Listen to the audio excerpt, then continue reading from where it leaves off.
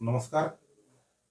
कौशल TV नुआट्राक आज अध्याय समस्त स्वागत। आपण मैंने समस्त जानी राष्ट्रीय स्वयंसेवक संघर सरसंघचालक श्रीयुक्त मोहन भागवत जी बर्तमान सब पंच परिवर्तन पर गुरुत्व देते। आज से विषय आलोचना करने लगी आम सागर अच्छा श्रीयुक्त गोपाल प्रसाद महापात्र। गोपाल आज्ञा आमर चैनल को आपको स्वागत। नमस्कार।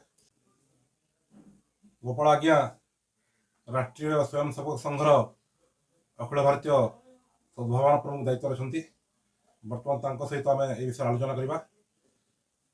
बर्तमान सरसंघ चालक सबु जगार सब बुद्धि पंच परिवर्तन पर विशेष गुरुत्व देते। ये पंच परिवर्तन कौन एवं समाज ए विषय केमी भागीदारी पार समाज उपकार कौन हम ए विषय आमको जन। राष्ट्रीय स्वयंसेवक संघ को 100 वर्ष हो गला। राष्ट्रीय स्वयंसेवक संघ आरंभ होता भारत वर्ष तार जो लक्ष्य आम सब प्रतिदिन प्रार्थना कहूँ परम वैभव ने तुम तत्स्वराष्ट्र आमर ये राष्ट्र को वैभवर चरम शिखर में नहीं पहुंचेगा। तो केमती पहुंचेगा? कौन सी राष्ट्र विकास से हुए जेतेबेले राष्ट्रर पुत्र रूप समाजर चरित्र परिवर्तन। तेणु राष्ट्र पुत्र रूप समाजर चरित्र जेपर्यंत परिवर्तन नहीं राष्ट्र उत्थान से पर्यंत हम चरित्र परिवर्तन अर्थात तार जीवनर आचरण किसी विषय एमती रही जो विषय गुड़ाक जो तार जीवनर आचरण से विषय गुड़ाक जब परिवर्तन हो ताहले राष्ट्र मध्य परिवर्तन हो। संघ जो आरंभ है 3टा विषय को आधार कर डॉक्टर हेडगेवार को आरंभ कले। प्रथम विषय था व्यक्ति चरित्र परिवर्तन है समाज परिवर्तन। द्वितीय विषय था यही परिवर्तित व्यक्ति मानकर परिवर्तित चरित्र संपन्न व्यक्ति मानकर संगठन, कारण संगठन में शक्ति अच्छी तेणु द्वारा हिंदू समाज संगठित हो। एटा जदि है संगठित हिंदू समर्थ भारत।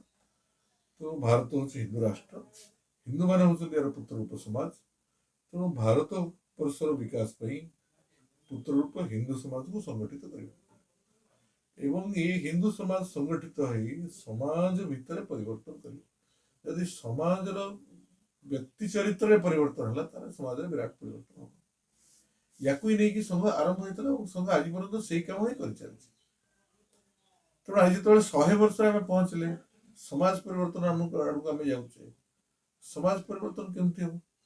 तेणु आम समाज जीवन 5टी क्षेत्र को समस्ते बस विचार कले ये 5टी क्षेत्र में जदि परिवर्तन हम ये 5टी विषय जदि समाजर प्रत्येक व्यक्तिर आचरण आसो ताहले समाज परिवर्तन हो। तो से 5टी विषय वर्तमान परिप्रेक्षी में जब विचार करवा ताहले 5टा विषय हूँ राष्ट्रधर्म। जमती परिवार प्रबोधन व्यक्ति निर्माण प्रथम स्थली कोटा व्यक्ति निर्माण प्रथम स्थली हूँ परिवार। तेणु परिवार रे जदि व्यक्ति को सबु दृष्टिकोण तार विकास प्रक्रिया प्रारंभ हुए एवं व्यक्ति को यदि गोटे परिपूर्ण व्यक्ति हिसाब से विकसित करा जाए प्रत्येक परिवार गोटे राष्ट्रभक्त नागरिक निर्माण केन्द्र में परिणत हो भारतवर्ष परिवर्तन हो। प्रत्येक परिवार भितर देशभक्तिर चर्चा, प्रत्येक परिवार भितर देशर इतिहास चर्चा, धर्मर चर्चा, संस्कृतिर चर्चा, परंपरार चर्चा एवं व्यक्ति जीवन आचरण ये आचरण प्रथम पाठशाला हूँ परिवार। तेणु तार जीवन शैली केमती हम, तार दिनचर्या केमती हम, तार जीवन चर्या केमती हम ये सारा निर्माण प्रथम परिवार हुए। तेणु व्यक्तिर प्रथम निर्माण स्थान हूँ परिवार। तेणु परिवार प्रत्येक परिवार जब गोटे आदर्श परिवार हुए ताहले से प्रकार आदर्श परिवार आदर्श व्यक्तित्व निर्माण हो। गोटे राष्ट्रभक्त निर्माण केन्द्र गोटे परिवार। तेणु परिवार प्रबोधन को आम प्राधान्य देछु। द्वितीय हूँ राष्ट्र भितर जदि समाज भाग भाग होइकी रहिला ताहले से समाज उत्थान केतबेले हम ना। तेणु समाज भितर थिबा भेदभाव समाज को ऊपर को उठेबाक पड़िबो। तेणु समाज गोटे उत्कृष्ट समाज केतबेले हम जो समाज रे कौन प्रकार भेदभाव नाही, उच्च नीचर भेदभाव नाही, स्पृश्या स्पृश्यार भेदभाव नाही, ए प्रकार भेदभाव ऊर्ध्व को उठेबाक पड़े। आमर भारतवर्षर मान्यता कौन? भारतवर्ष मान्यता है भगवान समस्त भितर अच्छा। जदि भगवान समस्त भितर अच्छा ताहले भगवान भितर कौन भेद अच्छी कि? समस्त भितर भगवान तो भेद कौन आसला? तेणु समस्त को समान सुजोग प्रदान करा। आमे समस्ते एक भारत मातार संतान, यही मानसिकता। आमे समस्ते हिंदू, आमे समस्ते भारत मातार संतान, परमपिता परमात्मा आमे समस्ते दायाद। यही मानसिकता नहीं संपूर्ण राष्ट्र जो उठिकी ठिया हम, भेदभाव ऊर्ध्व को जाइए ठिया हम, से भारतीय समाज आगू को बढ़। तेणु भेदभाव रहित समाज से सामाजिक समरसता आम समस्त भितर गोटे रस प्रवाहित होची, से हूँ हिंदुत्वर रस। गोटे रस प्रवाहित होची, से हूँ भारतीयतार रस। आम समस्त भारत मातार संतान, यही भावधारा प्रत्येक व्यक्ति भितर निर्माण करवा। तृतीय विषय है प्रकृति हूँ आम माँ। प्रकृति कारण आम जीवन अच्छी। प्रकृति सुरक्षित रहा आम सुरक्षित रहा। प्रकृति यदि असुरक्षित है तो आम असुरक्षित हो। भगवद गीतार तृतीय अध्याय कहुई देवान् भावयतानेन ते देवा भावयन्तु वः परस्परं भावयन्त श्रेय परमाप्स्यथ। अर्थात देवता माने आम विषय चिंता करेंगे, आम देवता मान विषय चिंता करें। देवता किए? जहाँठू आम किसी उपकार पाचु से आम देवता। गछठू आम उपकार पाचु गछ आम देवता। जलठू आम उपकार जल आम जीवन, तेणु जल आम देवता।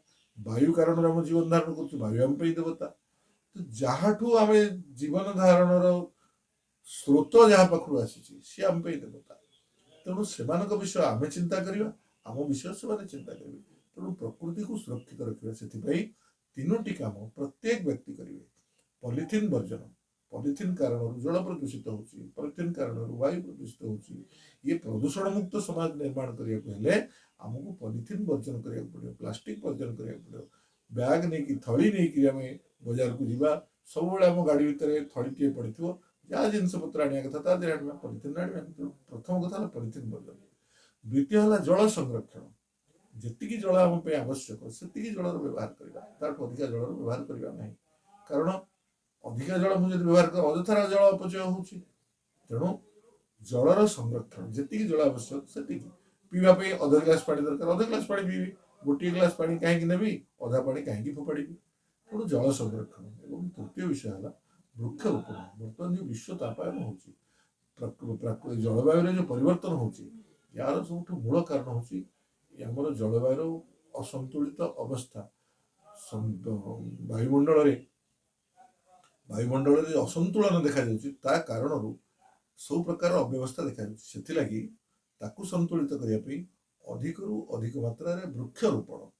आम घर गोटे हरित घर, घर भितर सबुज आम देखा मिलो।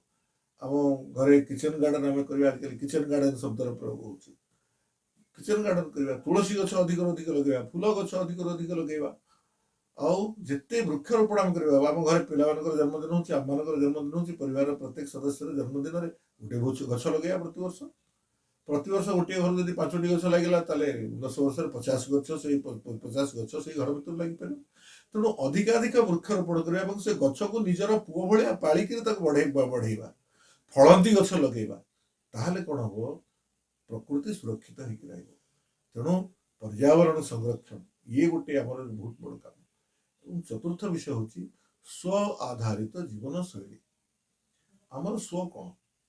आमर स्व हल अध्यात्म।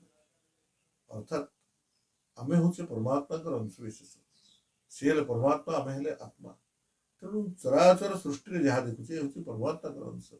परमात्मा अंश होता कारण समस्त साथ मिलीमिशि चलवा, परस्पर आम समस्ते मिलीमिशि चलवा। केवल मनुष्य नुह, मनुष्य पशु पक्षी कीट पतंग जड़ पाषाण समस्त साथ मिलीमिशि चलिए। समस्त साथ पारस्परिकतार आधार व्यवहार करवा। जो पारस्परिकतार आधार व्यवहार को आम कहूँ धर्म, पारस्परिक व्यवहार को आम कहे धर्म से धर्म आधार रे हमर जीवन आम समस्ते जीवा सेटा हूँ आमर स्व तारी आधार रे आम जीवन जीवा आमर धर्म आमर संस्कृति आमर परंपरा आमर इतिहास आमर पूर्वपुरुष यही मानक आधार रे आमर जीवन शैली को आगू बढ़ेबा पारस्परिकतार आधार रे जीवा ये हूँ आम जीवन शैली से जीवन शैली को आम कहले हिंदू जीवन शैली अर्थात हिंदुत्व हिंदुत्व जीवन शैली आधार रे आमे आमर समाज को आगू बढ़ेबा तेणु स्व आधारित जीवन शैली सेटा हूँ आमर स्वाभिमान प्रतीक ता द्वारा जड़े देशभक्त नागरिक निर्माण हम एवं स्वदेशी जिनसर व्यवहार करवा स्वदेशी जिनस किणवा स्वदेशी जिनस बिकवा जो मैंने निजर दुकान कर बिक्री बटा कर स्वदेशी जिनस बिक्री करतु एवं स्वदेशी जिनस किणतु ता द्वारा देश स्वावलंबी हम तेणु स्वावलंबन एवं स्वाभिमान ए दुईटा आधार में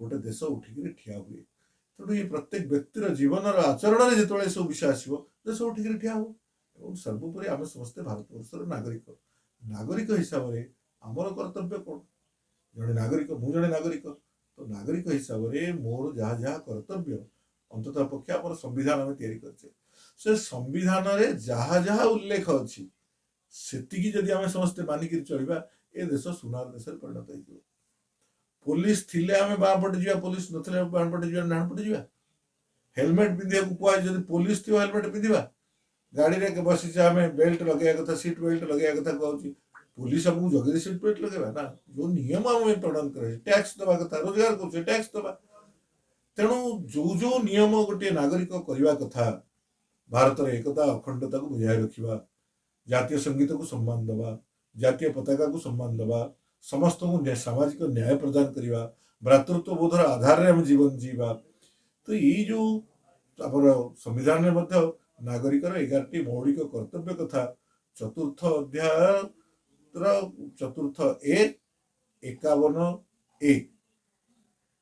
आर्टिकल रे ए नागरिकर 11टी कर्तव्य कथा कहुई से कर्तव्य को आम ठीक भाव पालन करा मु जड़े भारत नागरिक हिसाब से मोर कर्तव्य को मुझे ठीक भाव पालन कली ताहले देश सुनार देश परिणत हो ये जो 5टी जिनस परिवार प्रबोधन सामाजिक समरसता पर्यावरण संरक्षण स्व आधारित जीवन शैली जो थे स्वभाषा स्वभूषा स्व संस्कृति सब स्वर आधार जीवन जीवा एवं नागरिक कर्तव्य ये 5टी बर्तमान होची आम समस्त भारत वर्षर प्रत्येक भारत वर्ष में बसवास कर प्रत्येक व्यक्ति भारत वर्षर पुत्र रूप समाज में ये हूँ आचरणीय जिनस अर्थात ये राष्ट्र धर्म ये राष्ट्र धर्म पालन समस्ते करंतु ये राष्ट्र धर्म पालन समस्ते कले राष्ट्र धर्म संरक्षित हम राष्ट्र धर्म संरक्षित हेले भारत गोटे परमशाली राष्ट्र परिणत हम ए दृष्टिकोण ये विषय को आम नहीं समाज पाखक जीवु ये प्रकार परिकल्पना नहीं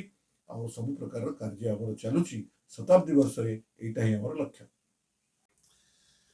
बहुत बहुत धन्यवाद उपमा महापात्र आज्ञा जो विषय कहले प्रकृत जदि समाज ये विषय को ग्रहण कर निजर कार्य लगे तेरे भारत वर्ष पुणी थे गोटे उत्थान दिगक जीव। धन्यवाद।